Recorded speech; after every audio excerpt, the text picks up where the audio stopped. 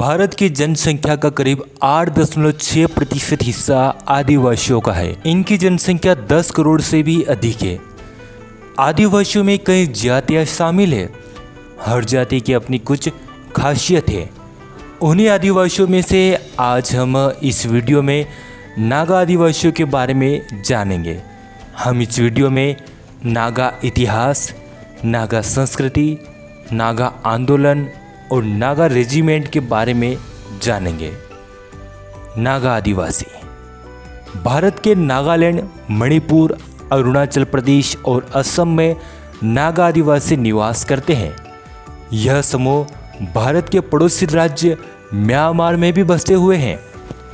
नागा का अर्थ पहाड़ों पर रहने वाला होता है और भौगोलिक रूप से नागा आदिवासी पहाड़ों पर ही बसे हैं।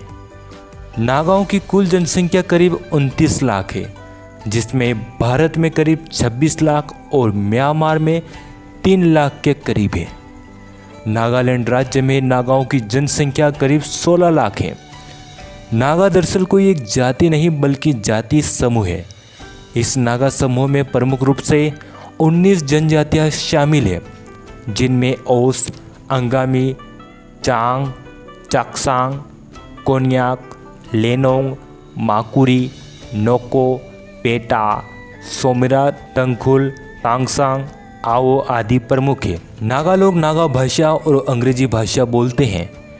प्रारंभ में नागा आदिवासियों का अपना खुद का धर्म था।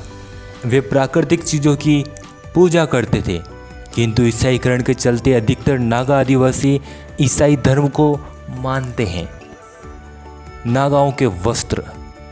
नागा लोग पहाड़ियों की ठंडी और आर्द्र जलवायु में साधारण सफ़ेद पोशाक पहनते हैं, जिसे स्थानीय भाषा में सुबुस कहा जाता है।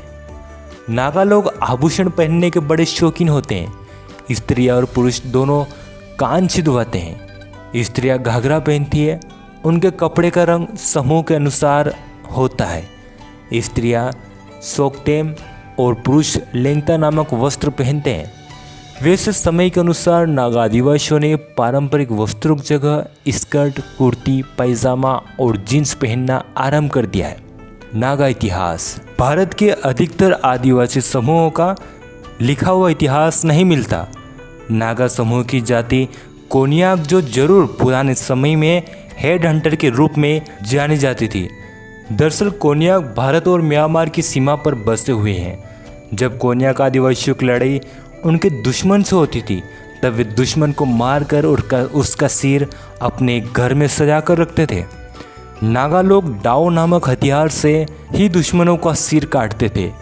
वैसे तो नागा आरंभ से ही एक युद्धप्रिय जाति रही है। इनका सारा जीवन ही युद्ध पर आधारित है।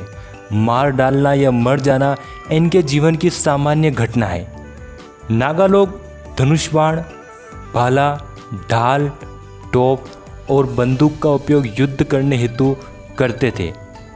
यह लोग बाणों को विष लगाकर और अधिक घातक बनाते थे। 1228 में जब अहोम साम्राज्य की नींव रखी गई, तब नागा अहोमों के संपर्क में आए। 1832 में यूरोपीय लोग नागा पहाड़ियों पर नागा आदिवासियों के बीच आए। किक्रमा की लड़ाई। अंग्रेजों ने पहले आंग्ल बर्मी युद्ध और यांडाबा की संधि के बाद असम और मणिपुर पर अधिकार कर लिया। अंग्रेज असम के चाय बागानों से व्यापार करने के लिए वे नागा पहाड़ियों से असम के लिए एक सड़क बनाना चाह रहे थे, किंतु नागा आदिवासियों को अंग्रेजों के यह मंसूबे ठीक नहीं लगे। उन्होंने समय समय पर अंग्रेजों पर धावा बोलना शुरू कर दिया। अंग्रेजों ने नागाओं के खिलाफ 10 अभियान शुरू किया, पर उन्हें नागाओं ने अपने तीर कमान से ब्रिटिश सैनिकों के राइफलों को कड़ी टक्कर दी। किक्रमा की यह लड़ाई वर्तमान नागालैंड के फेंग जिले में हुई।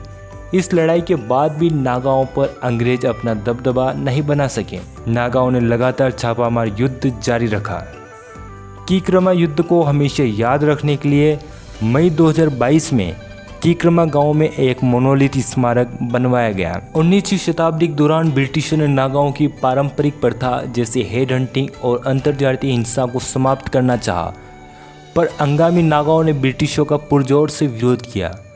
प्रथम विश्व युद्ध के दौरान करीब 2000 नागाओं ने ब्रिटिश भारतीय सेना में सम्मिलित होकर पश्चिमी मोर्चे में सेवा दी। द्वितीय विश्व युद्ध में बड़ी संख्या में नागाओं ने ब्रिटिश भारतीय सेना में सम्मिलित होकर जापानी सेना के खिलाफ बर्मा अभियान में लड़ाई लड़े। नागा आंदोलन सामाजिक एकता लाने और प्राचीन धर्म को पुनर्जीवित करने के उद्देश्य से किया गया था। एक युवा रोगमय नेता जदोनांग के नेतृत्व में एक शक्तिशाली नागा आंदोलन हुआ, जिसका उद्देश्य नागा राज्य की स्थापना करना था। इसी आंदोलन के कारण जदोनांग को गिरफ्तार कर उन्हें 29 अगस्त 1931 ईस्वी को फांसी दी गई। जदोनांग के बाद 17 वर्षीय नागा महिला गादेन्ल्यू ने नागा विद्रोह की नेता बनी। गादेन्ल्यू को रानी की उपाधि से नवाजा गया। नागाओं द्वारा कुछ नगर बसाए गए, जिनमें होमलिन, लाहे, लेसी, हकमती, पेक्सो, टुंगी उपनगर, नान्यून, तमू, तनाई, तनकब्यो उपनगर, मावेल्युत उपनगर और सोमरा उपनगर आदि रहे। नागाओं ने समय समय पर बाहरी सत्ता को चुनौती दी। 14 अगस्त 1947 को भारत का पहला राज्य नागालैंड आज़ाद हुआ। नागा संस्कृति। नागाओं के गांव छोटे और छितरे हुए होते हैं। अक्सर ये अपनी झोपड़ियाँ ढालू पहाड़ियों के शिखर, खड़ी चट्टानों और तीव्र ढाल पर बनाते हैं। मकानों के छप्पर घास अथवा ताड़ के पत्तों से बने होते हैं। दीवारें और फर्श मजबूत बांस की चटाई से बनाए जाते हैं।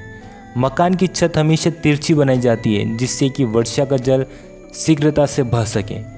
नागा लोग मुख्य भोजन के रूप में चावल खाते हैं, साथ ही साथ वे मांसाहारी भोजन भी खाते हैं।